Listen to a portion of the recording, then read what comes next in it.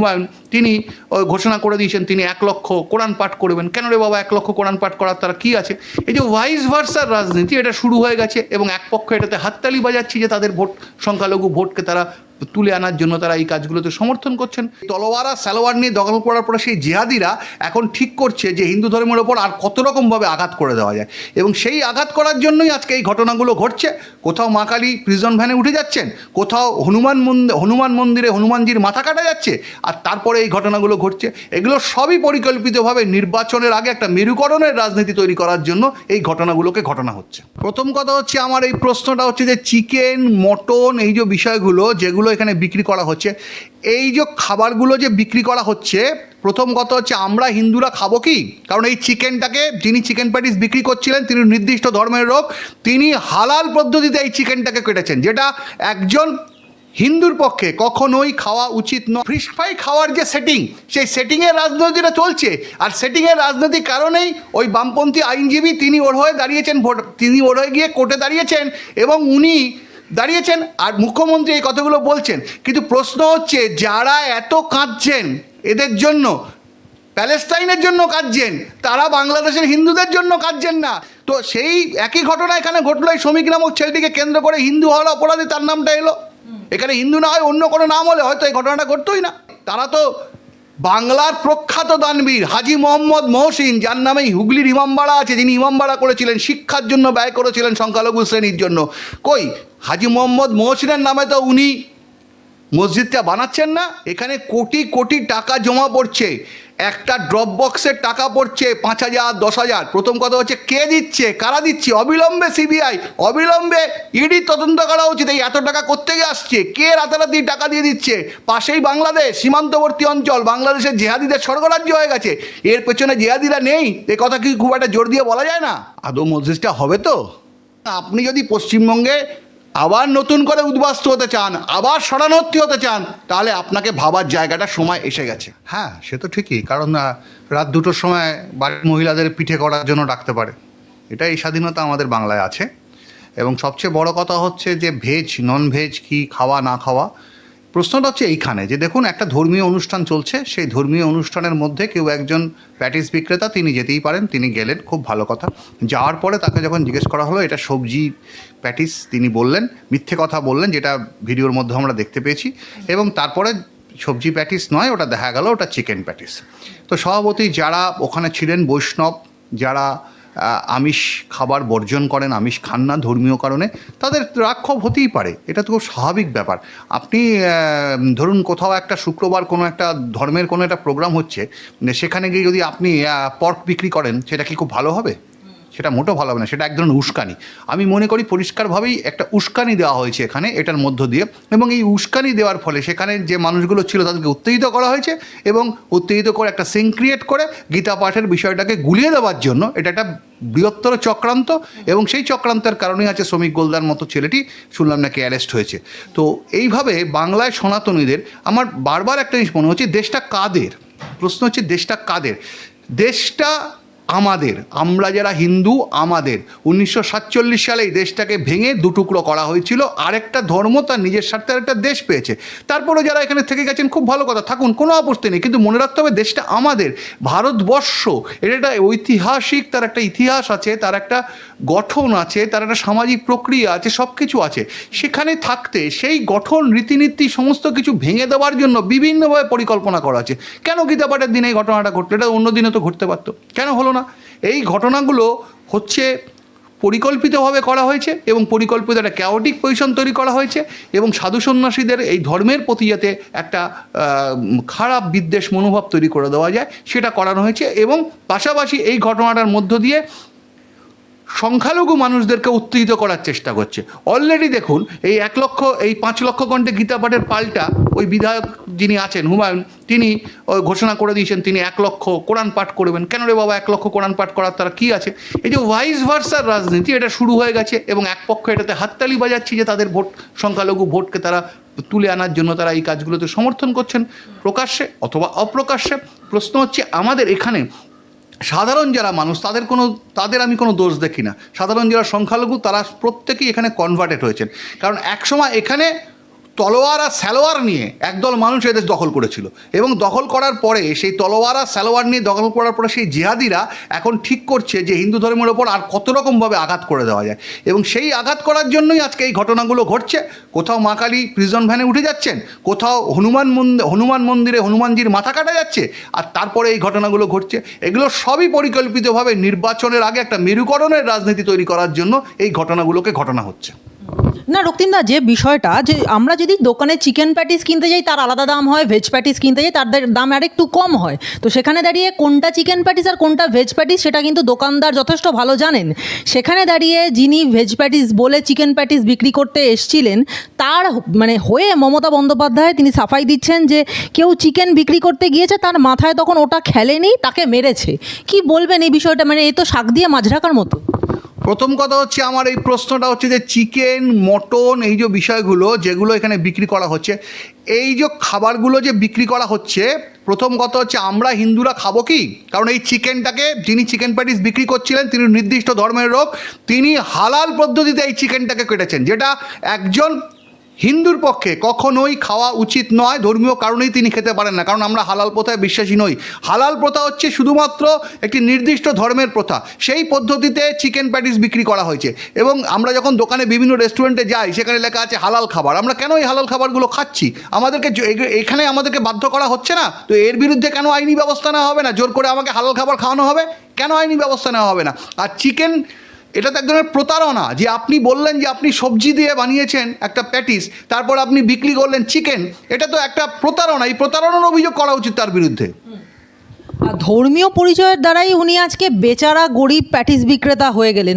কি বলবেন? মানে শুধুমাত্র ওনার ধর্মটা যেহেতু উনি সংখ্যালঘু তাই জন্য তিনি গরিব বেচারা হয়ে গেলেন? আমি বলছি তো, মেরুকরণের রাজনীতিটা এমনভাবে হয় না, এটা খুব মারাত্মক। আপনারা দেখেছেন ওই বোম্বের একজন ফিল্ম স্টার, তিনি একটি হরিণ হত্যা করেছিলেন, জঙ্গলে গিয়ে হরিণ মেরেছিলেন। হরিণ মারার পরে তাকে যখন পুলিশ অ্যারেস্ট করে নিয়ে গেল বন্যপ্রাণী, তখন তিনি মাথায় একটি টুপি পরে বললেন যে আমি সংখ্যালঘু, তাই আমার ভারতবর্ষের ক্ষেত্রে। তার আগে উনি যা যা কাজ করেছেন সেগুলো সমস্ত কিছু ধামাচাওয়া পড়ে যায়, তখন তিনি একটা মাথায় টুপি পরে নিলেন।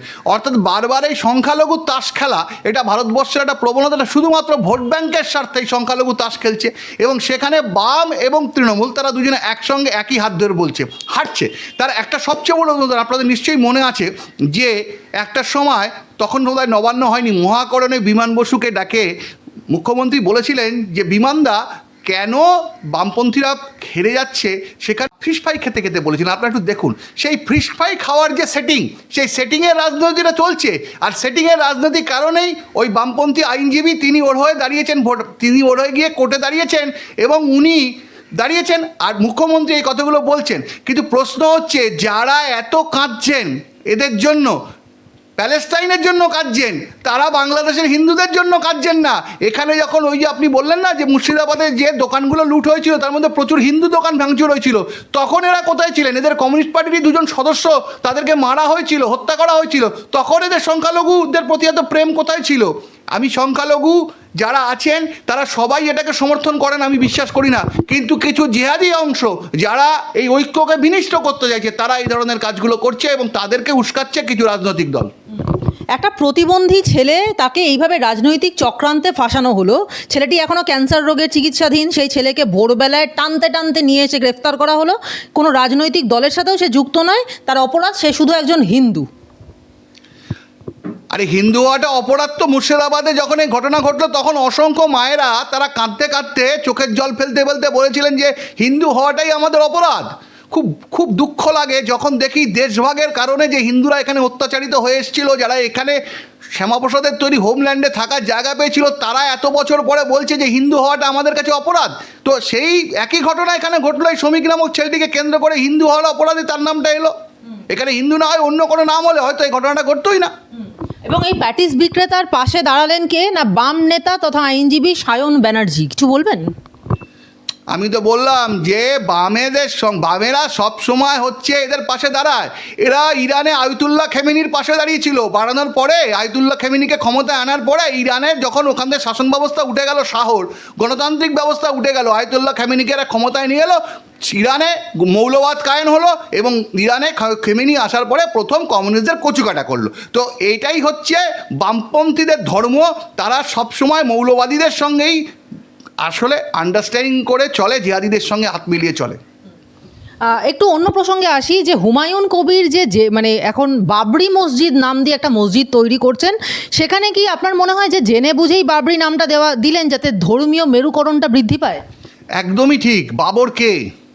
কেন বাবরের নামে মসজিদ? মসজিদ হোক না, মসজিদ হওয়ার রাইট আছে, যে কেউ ভারতবর্ষের মতো দেশে, গণতান্ত্রিক দেশ, যে কেউ ধর্মস্থান করতে পারে।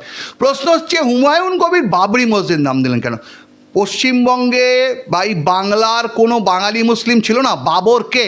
তিনি একজন লুণ্ঠনকারী, তিনি একজন ধর্ষক, তিনি আমার দেশকে লুণ্ঠন করেছিলেন, তিনি একজন হানাদার। তার নামে একটা মসজিদ ছিল, সেই মসজিদ উড়ে গেছে।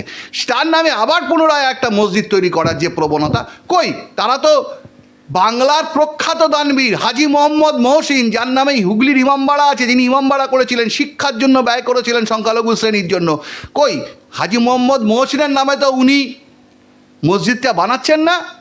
বা উনি আরও এরও অনেক মুসলিম মানুষ আছেন যাদেরকে নিয়ে সবাই গৌরব করতে পারে, ভারতবাসী গৌরব করে, তাদের নামে তো মসজিদ বানাচ্ছেন না।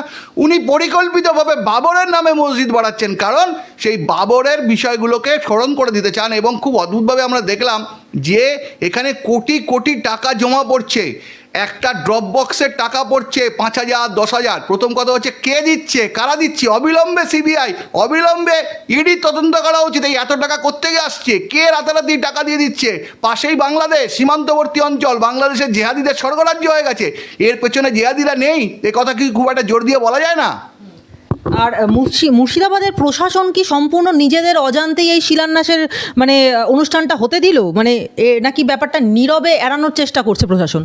না, প্রশাসন কোর্ট বলে দিয়েছে যে এটা করুন, তাই করছে। প্রশাসন কোর্টের ক্ষেত্রে প্রশাসন আবার কোর্টের ইয়েটা মানতে খুব বেশি তৎপর হয়ে গেল। অন্য ক্ষেত্রে প্রশাসনকে দেখা যায় কোর্টের বিষয়গুলো মানতে তৎপর হয় না, কিন্তু এক্ষেত্রে খুব অতি উৎসাহে তারা তৎপর হলো। এবং আমরা দেখতে পাচ্ছি সেখানে ঘটনাগুলো দিনের পর দিন। আপনি দেখুন সামাজিক মাধ্যমগুলোতে যে ছবি আসছে, যে ওখানে একজন হুমকি দিচ্ছে যদি এখানে কেউ মসজিদ বানাতে বাধা দেয় তাহলে তার নাকি মাথা কেটে ফেলবে। এই যে প্রকাশ্যে যে সাম্প্রদায়িক প্রচার শুরু হয়েছে একটা মসজিদ বানানোকে কেন্দ্র করে, শুধুমাত্র এই নামটির কারণে, যা আগামী দিনে পশ্চিমবঙ্গকে একটা গভীর চক্রান্তের দিকে নিয়ে যাচ্ছে, বাংলার ঐক্যকে নষ্ট করার দিকে নিয়ে যাচ্ছে। এই নির্মাণের মাধ্যমে তাহলে কারা লাভবান হবে, মানে স্থানীয় ধর্মীয় নেতৃত্ব নাকি আমাদের রাজনৈতিক দলগুলো বা বিশেষ করে আমাদের যে শাসক দল এখন রয়েছে ক্ষমতায় তারা? আদৌ মসজিদটা হবে তো? প্রশ্ন হচ্ছে মসজিদটা আদৌ হবে কি, সেটাই এখন সবচেয়ে বড় প্রশ্ন। এটা একটা গিমিক কি না সেটা আগে দেখুন। তাই এটা সম্পূর্ণ ভোটের রাজনৈতিক কারণে নিজের অস্তিত্ব জাহির করার জন্য উনি কথা বলছেন। কারণ দেখুন, ওই মসজিদে যারা উদ্বোধন করতে এলো, দুজন সৌদি আরব থেকে নাকি লোককে নিয়ে এসছে, তারা নাকি খুব বড় ইমাম। পরে জানা গেল তাদের একজনের বাড়ি মুর্শিদাবাদের বড়াইয়া থানায় বোধহয়, সম্ভবত আরেকজনের মেদিনীপুরে। মানে প্রথমেই একটা জাল জোচ্চুরি দিয়ে মসজিদের উদ্বোধন হলো, তারপর তার আবার বডিগার্ড এসছে ব্যাঙ্গালোর থেকে, এখানকার বডিগার্ড না, ব্যাঙ্গালোর থেকে উইথ আর্মস বডিগার্ড। তিনি আবার সেটা নিয়ে বড় করে হুমায়ুনবাবু টিভিতে ইন্টারভিউ দিলেন, আমরা দেখলাম যে বডিগার্ড বেশ সন্ডাগন্ডা। আবার তিনি নিজেই বললেন, জিজ্ঞেস করে দিন এরা ব্যাঙ্গালোর থেকে এসছে কিনা। পরে জানা গেল যে এরা ব্যাঙ্গালোর থেকে আসেনি, এরা কলকাতার বডিগার্ড। তো এই যে ওনার মাথাটা কি খারাপ হয়ে গেছে আমি বুঝতে পারছি না। উনি কী করছেন, কী বলছেন, নিজেই নিজের হয়তো বিপদ ডেকে আনছেন।